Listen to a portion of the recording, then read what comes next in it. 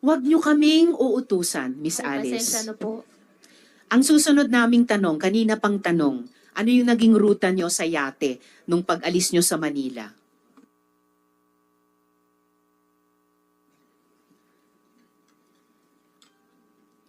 Pag-alis po namin, nauna po kami doon sa yate po. Tuloy mo lang. Pagkatapos po, may sinakyan po kami isang malaking barko po. Mula yate, lumipat pa kayo sa malaking barko? Hindi po siya yes po, malaking barko po siya. So, mula yate sa malaking barko, saan banda kayo lumipat sa barko? Madam Chair, as much as gusto ko pong sabihin, pero hindi ko po alam yung location, basta puro dagat po. Ganong katagal mula umalis kayong Manila na nakayate